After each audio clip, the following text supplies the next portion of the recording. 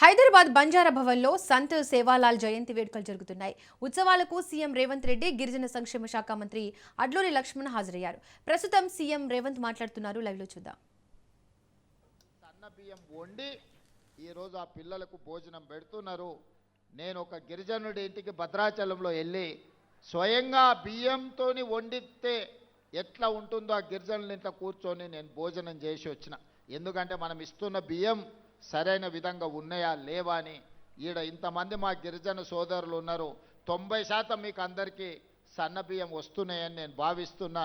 ఈరోజు అందరూ సన్న బియ్యం తింటున్నారు. దీనివల్ల రెండు ప్రయోజనాలు.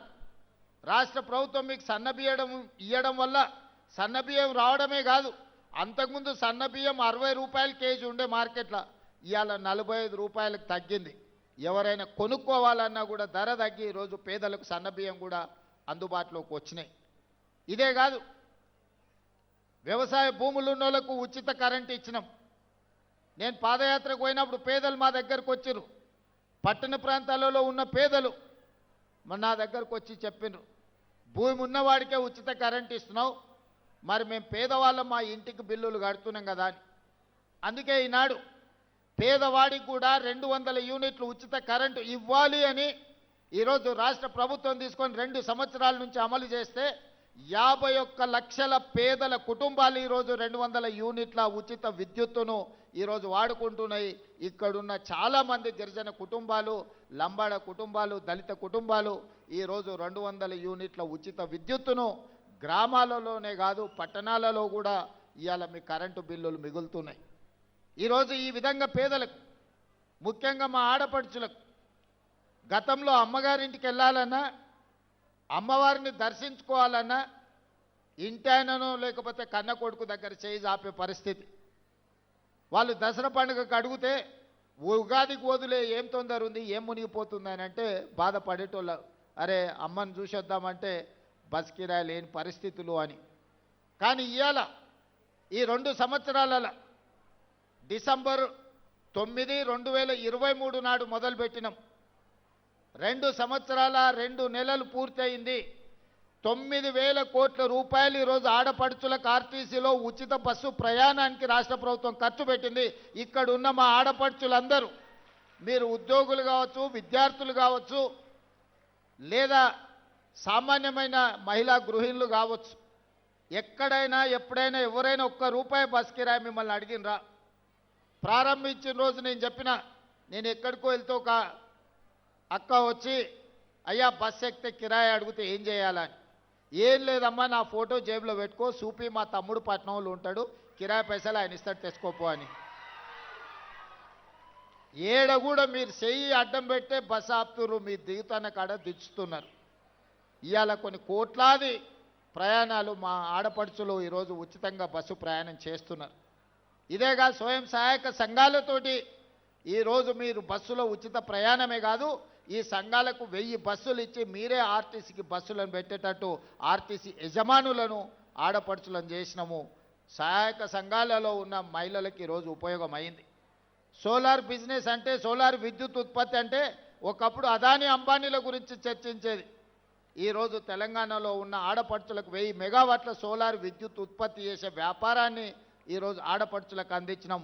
అందులో గిరిజనులకు ప్రధానంగా ప్రయోజనం జరిగింది. ఇదే కాదు, హైటెక్ సిటీ అంటే ఇన్ఫోసిసో, మైక్రోసాఫ్టో, విప్రోనో ఇంకో పెద్ద పెద్ద సాఫ్ట్వేర్ కంపెనీలు అనుకున్నారు. కానీ ఆ పక్కనే 3.5 ఎకరాలు 1000 కోట్ల రూపాయల విలువైన భూమి ఈరోజు మహిళా సంఘాలకు ఇచ్చి ఇందిరా మహిళా శక్తి బజార్ అని చెప్పి ఈరోజు పెద్ద పెద్ద సంస్థలు అక్కడికి వచ్చి వాళ్ళు ఉత్పత్తి చేసే వస్తువులను కొనుక్కోవడానికి ఈరోజు మహిళలకు అందుబాటులోకి తీసుకొచ్చినాం. ఒకటొకటిగా పరిష్కరించుకుంటూ వస్తున్నాం. హాస్టళ్లలో ఆనాడు భోజనం ఏ విధంగా ఉండే, ఈరోజు 40% ఈరోజు మీకు ఛార్జెస్, మెస్ ఛార్జెస్ పెంచి కాస్మెటిక్ ఛార్జెస్ ఆనాడు ఎప్పుడు ఇచ్చేదో కూడా తెలీదు. ఇప్పుడు గ్రీన్ ఛానల్ చేసి 200% కాస్మెటిక్ ఛార్జెస్ 21 సంవత్సరాల తర్వాత ఈ ప్రభుత్వంలో పెంచి మా ఆడపడుచుల కాస్మెటిక్ ఛార్జెస్, మా పిల్లలకు చదువుకునే వాళ్లకు ఇంటి దగ్గర అమ్మనో నాయననో అడగాల్సిన పని లేదు. సబ్బు కోసమో చిన్న చిన్న పౌడర్ కోసమో కూడా తల్లిదండ్రుల మీద ఆధారపడే పరిస్థితి ఉండే. అందుకే 200% కాస్మెటిక్ ఛార్జెస్ పెంచి ఈరోజు ఆడపిల్లల యొక్క ఆత్మగౌరవాన్ని నిలబెట్టడానికి మన ప్రభుత్వం ప్రయత్నం చేస్తున్నది. ఇదే కాదు, చదువుకున్న పిల్లలు 2011లో గ్రూప్ 1 పరీక్షలు నిర్వహిస్తే 2024 వరకు 15 సంవత్సరాలు మళ్ళీ పరీక్షలు పెట్టలే. మనం వచ్చిన తర్వాతనే గ్రూప్ 1 నోటిఫికేషన్ ఇచ్చి ఇప్పుడే మా రాములు నాయక్ చెప్తున్న మా మేనకోడలు డిఎస్పీ అయిందని.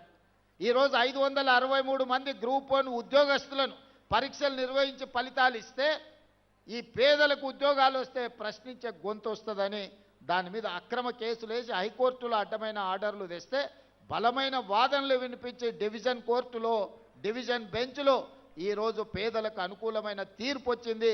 563 మంది గ్రూప్ 1 ఆఫీసర్లు ఇవాళ ఆర్డీఓలు డిఎస్పీలుగా అత్యంత కీలకమైన ఉద్యోగాలు. నేను మొత్తం లిస్టు చూసిన ఎస్సీ ఎస్టీ బీసీలకు మైనారిటీలకు ఎన్ని వచ్చినాయంటే 87% ఎస్సీ ఎస్టీ బీసీ మైనారిటీలు ఈ 563 మందిలో సెలెక్ట్ అయినరు. 87% ఈరోజు ఆ రిక్రూట్మెంట్స్తోని పేదలకు లాభం వచ్చింది. Group 2, group 3, group 4 teachers recruitment, doctors recruitment, nursing recruitment, ఈ విధంగా 70,000 ప్రభుత్వ ఉద్యోగాలు ఈ 2 సంవత్సరాలలో ఇచ్చినాం. దాదాపుగా 70,000ల్లో 85% పైగా ఎస్సీ ఎస్టీ బీసీ మైనారిటీలకు ప్రభుత్వ ఉద్యోగాలు ఇచ్చినాము. ఒక్కొక్కరి పేరు ఒక్కొక్క ఊరు వివరాలు ఇస్తా. ఎవరికైనా అనుమానం ఉంటే ఇక్కడున్న చదువుకున్న అధికారులతో పాటు ఎవరైనా నేను చెప్తున్న వివరాల మీద అనుమానం ఉంటే ప్రభుత్వం అధికారికంగా లెక్కలిస్తుంది. మీరు లెక్కబెట్టి చూడండి. ఈ ప్రభుత్వం పేదల కోసం పనిచేస్తుంది. ఈ ప్రభుత్వం పేదల అభివృద్ధి కోసం పనిచేస్తుంది. ఒకప్పుడు భూములుండే. ఇందిరాగాంధీ గారు అగ్రికల్చర్ సీలింగ్ యాక్ట్ తీసుకొచ్చి ఇందిరాగాంధీ గారు లంబాడ సోదరులకి ఎస్టీ రిజర్వేషన్లు ఇచ్చింది. ఇందిరాగాంధీ తెచ్చిన అగ్రికల్చర్ సీలింగ్ యాక్ట్ ప్రకారం జాగీర్దారుల దగ్గర, జమీందారుల దగ్గర, భూస్వాముల దగ్గర ఉన్న లక్షలాది ఎకరాల భూములను తీసుకొని 25 లక్షల ఎకరాలను అసైన్మెంట్ పట్టాల రూపంలో ఎస్సీ ఎస్టీలకు భూ పంపకాలు జరిగినాయి. ఈనాడిగా పంచడానికి భూమి మిగలలే. మా యువకులు, మా ఆడపిల్లలు జాగ్రత్తగా వినాలి. ఆ పైన ఉన్న వాళ్ళు కూడా, మీ తల్లిదండ్రులు, మీ తాతలు వ్యవసాయాన్ని నమ్ముకున్నారు. మీ తల్లిదండ్రులు, మీ తాతలు తండాలలో, గూడాలలో పేదరికాన్ని అనుభవించారు. మీ తల్లిదండ్రులకు ఇందిరాగాంధీ గారు తీసుకొచ్చిన చట్టం ద్వారా ఇందిరమ్మ ఇండ్లు, పక్కా ఇండ్లు అన్నప్పుడు మీ గూడాలలో, తండాలలో పక్కా ఇండ్లు వచ్చినాయి. మీకు భూమి లేదన్నప్పుడు, ఆత్మగౌరవం లేదనుకున్నప్పుడు అసైన్మెంట్ పట్టాల రూపంలో మీకు భూములు ఇచ్చి మీ ఆత్మగౌరవాన్ని ఇందిరాగాంధీ గారిని నిలబెట్టినరు. ఇవాళ లంబాడ సోదరులు వాళ్ళ సొంత తల్లిదండ్రులది లేకపోతే తాత ముత్తాతల్ని ఇంట్లో ఫోటో పెట్టుకున్నా పెట్టుకోకపోయినా చాలామంది లంబాడ సోదరులు ఇండ్లలో పోతే ఇందిరాగాంధీ ఫోటో కనిపిస్తుంది. మా రవీంద్ర నాయక్ గారికి తెలుసు, నేను చూసిన. కానీ ఆనాడు ఇందిరాగాంధీ ఇచ్చినట్టు ఇవాళ మీకు భూములు ఇవ్వడానికి ప్రభుత్వం దగ్గర లేవు. ఇవాళ దళితులకు, గిరిజనులకు నా సూచన ఒక్కటే. ఆనాడు ఉన్న పరిస్థితుల్లో కాంగ్రెస్ పార్టీ సంక్షేమము, అభివృద్ధిలో ఒక విధానాన్ని తీసుకున్నది. ఆ శకం ముగిసింది. ఇవాళ నిజంగా నాకు మీకు భూములు ఇవ్వాలన్నా ఈ ప్రభుత్వం దగ్గర భూములు అందుబాటులో లేవు. ఇక మీరు భూముల గురించి, ప్రభుత్వం ఇచ్చే ఏదో సంక్షేమం గురించి ఆలోచన చేయకండి. ఈ ప్రభుత్వం మీకు చదువు ఇవ్వదలుచుకున్నది. ఈ ప్రభుత్వం మీకు సంక్షేమం కాదు, సంక్షేమంతో పాటు మీకు చదువు ఇవ్వదలుచుకున్నది. నా సూచన ఒక్కటే, ఇక్కడికి వచ్చిన పిల్లలందరికీ చదువుకోండి, బాగా చదువుకోండి. చదువుకోవడానికి ఏం కావాలనో నన్ను అడగండి. మీరు డాక్టర్లు అవుతారా, మీరు ఇంజనీర్లు అవుతారా, మీరు ఐఏఎస్లు అవుతారా, మీరు ఐపీఎస్లు అవుతారా, మీరు ప్రొఫెసర్లు అవుతారా? ఈ దేశాన్ని మీరు ఏలడానికి ఏమవుతారో చెప్పండి, నేను మద్దతు ఇస్తా. మేమేమీ చేయం, ఇంటి దగ్గర ఉంటాం, మాకేదన్నా భూమి సార్, లేకపోతే మాకేదో చిన్న చిన్న వ్యాపారాలు చేసుకుంటాం అనేది వదలండి. లంబాడ సోదరుల చైతన్యం ఉంది. లంబాడ సోదరులకు ప్రపంచం గురించిన అవగాహన ఉన్నది. నేను చెప్పేది ఒక్కటే, యుక్త వయసులో తప్పుదారి పడితే జీవితకాలం బాధపడతారు, మీ తల్లిదండ్రులకు భారం అవుతారు. కానీ ఈ వయసులో కష్టపడితే, ఈ వయసులో మీరు చదువుకొని, చాలామంది ముందు వరుసలో అధికారులు ఉన్నారు. అధికారులు ఎవరున్నా గుర్తించి వాళ్లకు వివిధ శాఖలలో కీలకమైన హోదాలు ఇచ్చిన.